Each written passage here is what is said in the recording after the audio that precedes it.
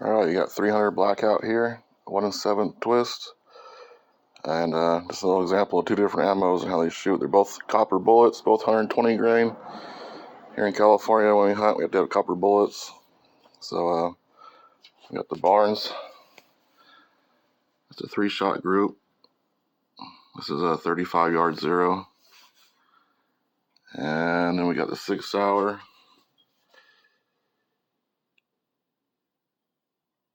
And it shot horribly compared to the Barnes, which is unfortunate because this is cheaper and I bought like 4 boxes of it.